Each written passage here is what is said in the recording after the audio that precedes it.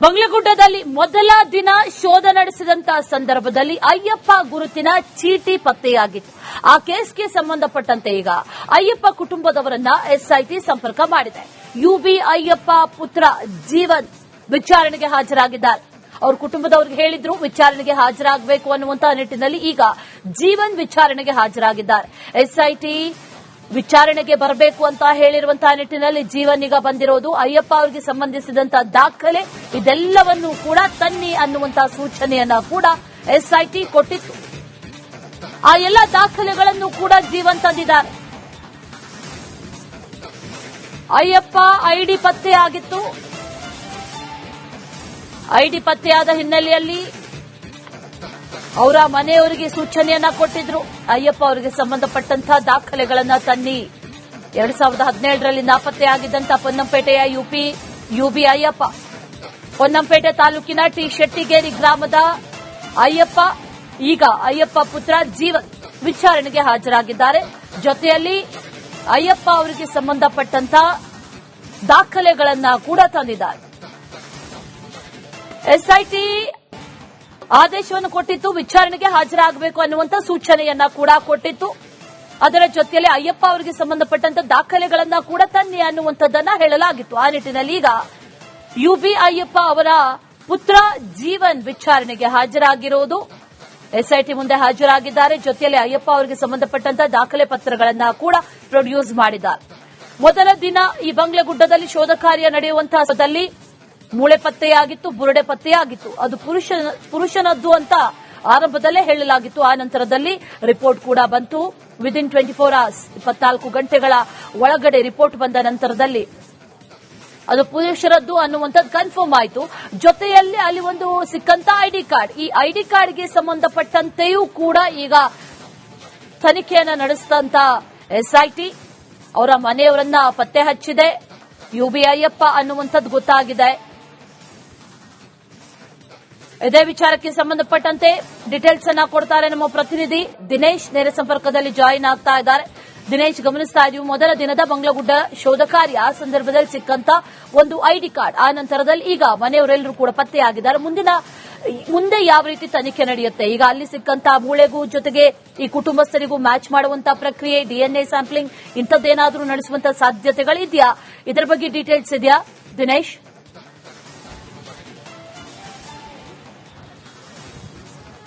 ಹೌದು ಅಶ್ವಿನಿ, ಮೊನ್ನೆ ಬಂಗ್ಲಗುಡ್ಡದಲ್ಲಿ 2 ದಿನಗಳ ಕಾಲ ಶೋಧ ಕಾರ್ಯ ನಡೆದಿತ್ತು. ಆ ಒಂದು ಮೊದಲ ದಿನದ ಶೋಧ ಕಾರ್ಯದಲ್ಲಿ ಅಯ್ಯಪ್ಪ ಅವರು, ಕೊಡಗಿನ ಪೊನ್ನಂಪೇಟೆಯ ಅಯ್ಯಪ್ಪ ಅವರ ಐಡಿ ಕಾರ್ಡ್ ಅದರಲ್ಲಿ ಪತ್ತೆಯಾಗಿತ್ತು. ಆ ಬಳಿಕ ಪೊನ್ನಂಪೇಟೆಯಲ್ಲಿ ಸಂಪರ್ಕಿಸಿದಂತ ಎಸ್ಐಟಿ ಅಧಿಕಾರಿಗಳು ಅದನ್ನು ಕನ್ಫರ್ಮ್ ಮಾಡಿದ್ರು. ಅಂದ್ರೆ ಅದು ಅವರಿಗೆ ಸಂಬಂಧಿಸಿದಂತ ಐಡಿ ಕಾರ್ಡ್ ಅಂತ.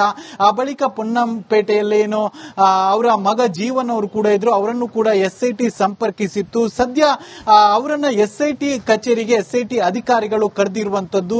ಎಸ್ಐಟಿ ಕಚೇರಿಗೆ ಈಗಾಗಲೇ ಅವರು ತೆರಳುತ್ತಾ ಇದ್ದಾರೆ. ಅಂದ್ರೆ ಈ ಒಂದು ವಿಚಾರಕ್ಕೆ ಸಂಬಂಧಿಸಿದಂತೆ, ಅಂದ್ರೆ ಐಡಿ ಕಾರ್ಡ್ ವಿಚಾರಕ್ಕೆ ಸಂಬಂಧಿಸಿದಂತೆ ಅಯ್ಯಪ್ಪ ಅವರ ಮಗ ಜೀವನ್ ಅವರನ್ನ ಎಸ್ಐಟಿ ಅಧಿಕಾರಿಗಳು ವಿಚಾರಣೆಗೆ ಕರೆದಿದ್ರು. ಯಾವತ್ತು ಬರಬೇಕು ಅನ್ನುವಂಥದ್ದನ್ನ ನಿನ್ನೆ ಫೋನ್ ಕಾಲ್ ಮೂಲಕವಾಗಿ ತಿಳಿಸಿದ್ರು. ಅದಂತೆ ಇವತ್ತು ಅವರು ಬಂದಿರುವಂತದ್ದು. ಈಗಾಗಲೇ ಎಸ್ಐಟಿ ಕಚೇರಿಗೂ ಕೂಡ ತೆರಳುತ್ತಾ ಇದ್ದಾರೆ. ಬರುವಂತಹ ಸಂದರ್ಭದಲ್ಲಿ ಒಂದಷ್ಟು ದಾಖಲೆ ಪತ್ರಗಳು, ಅಂದ್ರೆ ಅಯ್ಯಪ್ಪ ಅವರಿಗೆ ಸಂಬಂಧಿಸಿದಂತ ಒಂದಷ್ಟು ದಾಖಲೆ ಪತ್ರಗಳನ್ನು ಕೂಡ ತರಬೇಕು ಅಂತ ಹೇಳಿದ್ರು. ಅದನ್ನೆಲ್ಲವನ್ನು ಕೂಡ ಈಗಾಗಲೇ ಅಯ್ಯಪ್ಪ ಅವರು ತಂದಿರುವಂತದ್ದು. ಎಸ್ಐಟಿ ಕಚೇರಿ ಹತ್ರ ಕೂಡ ಅವರು ತೆರಳುತ್ತಾ ಇದ್ದಾರೆ. ಇನ್ನು ಕೊಡಗಿನ ಪೊನ್ನಂಪೇಟೆಯ ಅಯ್ಯಪ್ಪ ಅವರೇನಿದ್ದಾರೆ, ಅವರು 7 ವರ್ಷಗಳ ಹಿಂದೆ ಮೈಸೂರಿಗೆ ಚಿಕಿತ್ಸೆಗೆ ಅಂತ ಹೋಗಿದ್ರು. ಹಾಗೆಂತ ಹೋದವರು ಆ ಬಳಿಕ ಕಾಣೆಯಾಗಿದ್ರು. ಹಲವು ಕಡೆಗಳಲ್ಲಿ ಅವರ ಮನೆಯವರು ಹುಡುಕಿದ್ರು, ಜೊತೆಗೆ ಕಂಪ್ಲೇಂಟ್ ಕೂಡ ನೀಡಿದ್ರು. ಆದ್ರೆ ಅವರು ಎಲ್ಲಿಯೂ ಸುಳಿವು ಸಿಗಲಿಲ್ಲ. ಆದ್ರೆ ಮೊನ್ನೆ ಬಂಗ್ಲಗುಡ್ಡದಲ್ಲಿ ಶೋಧ ಕಾರ್ಯದ ವೇಳೆ ಅವರ ಐಡಿ ಕಾರ್ಡ್ ಪತ್ತೆಯಾಗಿತ್ತು. ಆ ಬಳಿಕ ಅದು ಅವರಿಗೆ ಸಂಬಂಧಿಸಿದಂತ ಐಡಿ ಕಾರ್ಡ್ ಅನ್ನುವಂತ ಕನ್ಫರ್ಮ್ ಆಗಿದ್ದು. ಹೀಗಾಗಿ ಎಸ್ಐಟಿ ಅಧಿಕಾರಿಗಳು ಇವತ್ತು ಅವರನ್ನ ವಿಚಾರಣೆಗೆ ಕರೆದಿರುವಂತದ್ದು ಅಶ್ವಿನಿ. ರೈಟ್ ದಿನೇಶ್, ಈ ವಿಚಾರಣೆ ಆದ ನಂತರದಲ್ಲಿ ದಾಖಲೆಗಳನ್ನ ಕೊಟ್ಟ ನಂತರದಲ್ಲಿ ಮುಂದಿನ ತನಿಖೆ ಯಾವ ರೀತಿಯಾಗಿ ನಡೆಯುತ್ತೆ ಅನ್ನುವಂತಹ ಪ್ರಶ್ನೆ. ಯಾಕಂದ್ರೆ ಈಗ ಅಲ್ಲಿ ಸಿಕ್ಕಂತ ಮೂಳೆ ಆಗಿರಬಹುದು, ಬುರುಡೆ ಆಗಿರಬಹುದು, ಪುರುಷನದ್ದು ಅನ್ನುವಂಥದ್ದು FSL ರಿಪೋರ್ಟ್ ನಿಂದ ಗೊತ್ತಾಗಿದೆ. ಜೊತೆಯಲ್ಲಿ ಈಗ ಫ್ಯಾಮಿಲಿ ಕೂಡ ಪತ್ತೆ ಹಚ್ಚಿ ಆಗಿದೆ. ಮುಂದಿನ ಕಾರ್ಯಾಚರಣೆ, ಮುಂದಿನ ತನಿಖೆ ಯಾವ ರೀತಿ ನಡೆಯುತ್ತೆ? ಈ ಮ್ಯಾಚಿಂಗ್ ಮಾಡುವಂತ ಪ್ರಕ್ರಿಯೆಗಳು ಯಾವಾಗ ಆರಂಭ ಆಗಬಹುದು? ಯಾಕಂದ್ರೆ ಇದಕ್ಕೊಂದು ತಾರ್ಕಿಕ ಅಂತ್ಯ ಅನ್ನೋದನ್ನ ಕಾಡಿಸುವಂತ ನಿಟ್ಟಿನಲ್ಲಿ ಎಸ್ಐಟಿ ಕಾರ್ಯವನ್ನ ಮಾಡ್ತಾ ಇದೆ. ಹಾಗಾಗಿ ಅದ್ಯಾವಾಗ ನಡೀಬಹುದು ಅಂತ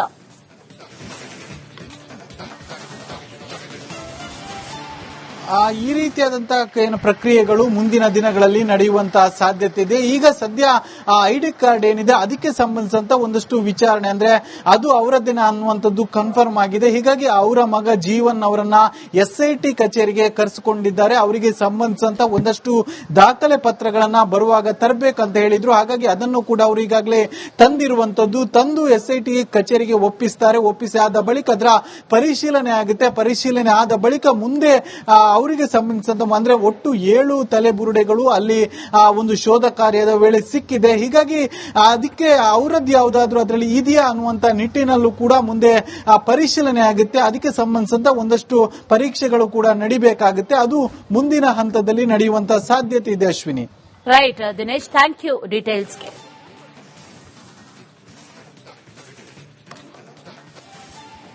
ಬಂಗ್ಲಗುಡ್ಡದಲ್ಲಿ ಮೊದಲ ದಿನ ಶೋಧ ನಡೆಸಿದಂತಹ ಸಂದರ್ಭದಲ್ಲಿ ಅಯ್ಯಪ್ಪ ಗುರುತಿನ ಚೀಟಿ ಪತ್ತೆಯಾಗಿತ್ತು.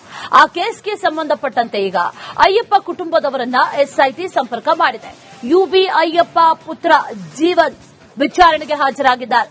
ಅವ್ರ ಕುಟುಂಬದವ್ರಿಗೆ ಹೇಳಿದ್ರು ವಿಚಾರಣೆಗೆ ಹಾಜರಾಗಬೇಕು ಅನ್ನುವಂತಹ ನಿಟ್ಟಿನಲ್ಲಿ ಈಗ ಜೀವನ್ ವಿಚಾರಣೆಗೆ ಹಾಜರಾಗಿದ್ದಾರೆ.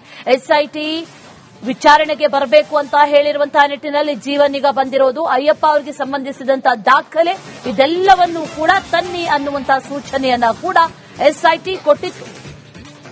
ಆ ಎಲ್ಲ ದಾಖಲೆಗಳನ್ನು ಕೂಡ ಜೀವನ್ ತಂದಿದ್ದಾರೆ. ಅಯ್ಯಪ್ಪ ಐಡಿ ಪತ್ತೆಯಾಗಿತ್ತು. ಐಡಿ ಪತ್ತೆಯಾದ ಹಿನ್ನೆಲೆಯಲ್ಲಿ ಅವರ ಮನೆಯವರಿಗೆ ಸೂಚನೆಯನ್ನ ಕೊಟ್ಟಿದ್ರು. ಅಯ್ಯಪ್ಪ ಅವರಿಗೆ ಸಂಬಂಧಪಟ್ಟಂತಹ ದಾಖಲೆಗಳನ್ನ ತನ್ನಿ.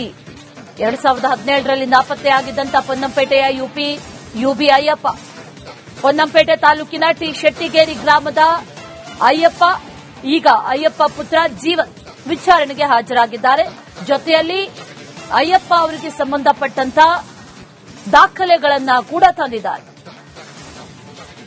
SIT ಆದೇಶವನ್ನು ಕೊಟ್ಟಿತ್ತು, ವಿಚಾರಣೆಗೆ ಹಾಜರಾಗಬೇಕು ಅನ್ನುವಂತ ಸೂಚನೆಯನ್ನ ಕೂಡ ಕೊಟ್ಟಿತ್ತು.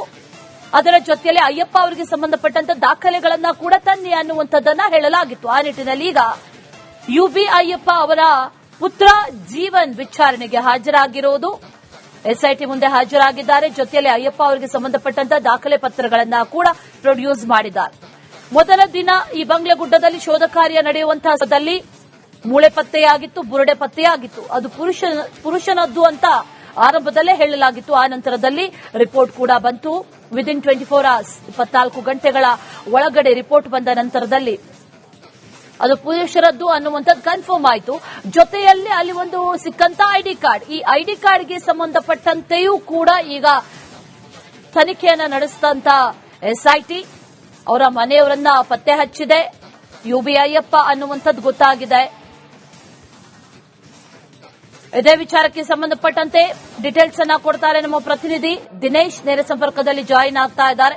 ದಿನೇಶ್, ಗಮನಿಸ್ತಾ ಇದೀವಿ ಮೊದಲ ದಿನದ ಬಂಗ್ಲಗುಡ್ಡ ಶೋಧ ಕಾರ್ಯ ಆ ಸಂದರ್ಭದಲ್ಲಿ ಸಿಕ್ಕಂತ ಒಂದು ಐಡಿ ಕಾರ್ಡ್, ಆ ನಂತರದಲ್ಲಿ ಈಗ ಮನೆಯವರೆಲ್ಲರೂ ಕೂಡ ಪತ್ತೆಯಾಗಿದ್ದಾರೆ.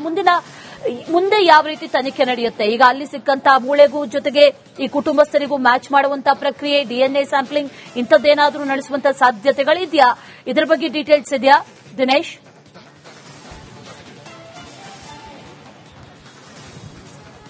ಹೌದು ಅಶ್ವಿನಿ, ಮೊನ್ನೆ ಬಂಗ್ಲಗುಡ್ಡದಲ್ಲಿ 2 ದಿನಗಳ ಕಾಲ ಶೋಧ ಕಾರ್ಯ ನಡೆದಿತ್ತು. ಆ ಒಂದು ಮೊದಲ ದಿನದ ಶೋಧ ಕಾರ್ಯದಲ್ಲಿ ಏನು ಅಯ್ಯಪ್ಪ ಅವರು, ಕೊಡಗಿನ ಪೊನ್ನಂಪೇಟೆಯ ಅಯ್ಯಪ್ಪ ಅವರ ಐಡಿ ಕಾರ್ಡ್ ಅದರಲ್ಲಿ ಪತ್ತೆಯಾಗಿತ್ತು. ಆ ಬಳಿಕ ಪೊನ್ನಂಪೇಟೆಯಲ್ಲಿ ಏನೋ ಸಂಪರ್ಕಿಸಿದಂತ SIT ಅಧಿಕಾರಿಗಳು ಅದನ್ನು ಕನ್ಫರ್ಮ್ ಮಾಡಿದ್ರು. ಅಂದ್ರೆ ಅದು ಅವರಿಗೆ ಸಂಬಂಧಿಸಿದಂತ ಐಡಿ ಕಾರ್ಡ್ ಅಂತ.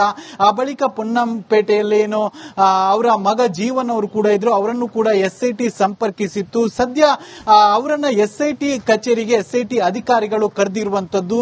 SIT ಕಚೇರಿಗೆ ಈಗಾಗಲೇ ಅವರು ತೆರಳುತ್ತಾ ಇದ್ದಾರೆ. ಅಂದ್ರೆ ಈ ಒಂದು ವಿಚಾರಕ್ಕೆ ಸಂಬಂಧಿಸಿದಂತೆ, ಅಂದ್ರೆ ಐಡಿ ಕಾರ್ಡ್ ವಿಚಾರಕ್ಕೆ ಸಂಬಂಧಿಸಿದಂತೆ ಅಯ್ಯಪ್ಪ ಅವರ ಮಗ ಜೀವನ್ ಅವರನ್ನ SIT ಅಧಿಕಾರಿಗಳು ವಿಚಾರಣೆಗೆ ಕರೆದಿದ್ರು. ಯಾವತ್ತು ಬರಬೇಕು ಅನ್ನುವಂಥದ್ದನ್ನ ನಿನ್ನೆ ಫೋನ್ ಕಾಲ್ ಮೂಲಕವಾಗಿ ತಿಳಿಸಿದ್ರು. ಅದಂತೆ ಇವತ್ತು ಅವರು ಬಂದಿರುವಂತದ್ದು. ಈಗಾಗಲೇ SIT ಕಚೇರಿಗೂ ಕೂಡ ತೆರಳುತ್ತಾ ಇದ್ದಾರೆ. ಬರುವಂತಹ ಸಂದರ್ಭದಲ್ಲಿ ಒಂದಷ್ಟು ದಾಖಲೆ ಪತ್ರಗಳು, ಅಂದ್ರೆ ಅಯ್ಯಪ್ಪ ಅವರಿಗೆ ಸಂಬಂಧಿಸಿದಂತ ಒಂದಷ್ಟು ದಾಖಲೆ ಪತ್ರಗಳನ್ನು ಕೂಡ ತರಬೇಕು ಅಂತ ಹೇಳಿದ್ರು. ಅದನ್ನೆಲ್ಲವನ್ನು ಕೂಡ ಈಗಾಗಲೇ ಅಯ್ಯಪ್ಪ ಅವರು ತಂದಿರುವಂತದ್ದು. SIT ಕಚೇರಿ ಹತ್ರ ಕೂಡ ಅವರು ತೆರಳುತ್ತಾ ಇದ್ದಾರೆ. ಇನ್ನು ಕೊಡಗಿನ ಏನು ಪೊನ್ನಂಪೇಟೆಯ ಅಯ್ಯಪ್ಪ ಅವರೇನಿದ್ದಾರೆ ಅವರು 7 ವರ್ಷಗಳ ಹಿಂದೆ ಮೈಸೂರಿಗೆ ಚಿಕಿತ್ಸೆಗೆ ಅಂತ ಹೋಗಿದ್ರು.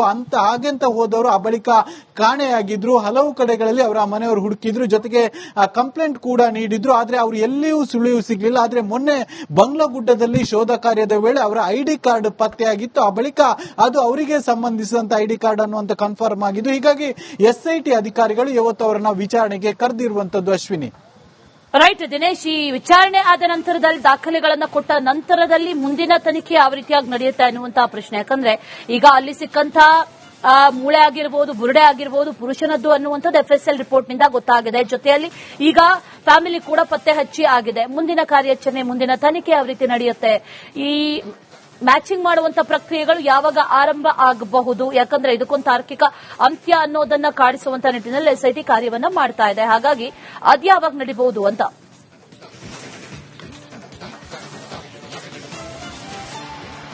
ಈ ರೀತಿಯಾದಂತಹ ಏನು ಪ್ರಕ್ರಿಯೆಗಳು ಮುಂದಿನ ದಿನಗಳಲ್ಲಿ ನಡೆಯುವಂತಹ ಸಾಧ್ಯತೆ ಇದೆ. ಈಗ ಸದ್ಯ ಆ ಐಡಿ ಕಾರ್ಡ್ ಏನಿದೆ ಅದಕ್ಕೆ ಸಂಬಂಧಿಸಿದಂತ ಒಂದಷ್ಟು ವಿಚಾರಣೆ, ಅಂದ್ರೆ ಅದು ಅವರದ್ದೇನ ಅನ್ನುವಂಥದ್ದು ಕನ್ಫರ್ಮ್ ಆಗಿದೆ. ಹೀಗಾಗಿ ಅವರ ಮಗ ಜೀವನ್ ಅವರನ್ನ SIT ಕಚೇರಿಗೆ ಕರೆಸಿಕೊಂಡಿದ್ದಾರೆ. ಅವರಿಗೆ ಸಂಬಂಧಿಸಿದಂತ ಒಂದಷ್ಟು ದಾಖಲೆ ಪತ್ರಗಳನ್ನ ಬರುವಾಗ ತರಬೇಕಂತ ಹೇಳಿದ್ರು. ಹಾಗಾಗಿ ಅದನ್ನು ಕೂಡ ಅವರು ಈಗಾಗಲೇ ತಂದಿರುವಂತದ್ದು. ತಂದು SIT ಕಚೇರಿಗೆ ಒಪ್ಪಿಸಿ ಆದ ಬಳಿಕ ಅದರ ಪರಿಶೀಲನೆ ಆಗುತ್ತೆ. ಪರಿಶೀಲನೆ ಆದ ಬಳಿಕ ಮುಂದೆ ಅವರಿಗೆ ಸಂಬಂಧಿಸಿದಂತ ಅಂದ್ರೆ ಒಟ್ಟು 7 ತಲೆಬುರುಡೆಗಳು ಅಲ್ಲಿ ಒಂದು ಶೋಧ ಕಾರ್ಯದ ವೇಳೆ ಸಿಕ್ಕಿದೆ. ಹೀಗಾಗಿ ಅದಕ್ಕೆ ಅವರದ್ದು ಯಾವುದಾದ್ರೂ ಅದರಲ್ಲಿ ಇದೆಯಾ ಅನ್ನುವಂತ ನಿಟ್ಟಿನಲ್ಲೂ ಕೂಡ ಮುಂದೆ ಪರಿಶೀಲನೆ ಆಗುತ್ತೆ. ಅದಕ್ಕೆ ಸಂಬಂಧಿಸಿದಂತ ಒಂದಷ್ಟು ಪರೀಕ್ಷೆಗಳು ಕೂಡ ನಡಿಬೇಕಾಗುತ್ತೆ. ಅದು ಮುಂದಿನ ಹಂತದಲ್ಲಿ ನಡೆಯುವಂತ ಸಾಧ್ಯತೆ ಇದೆ. Ashwini, right Dinesh, thank you ಡೀಟೇಲ್ಸ್ಗೆ.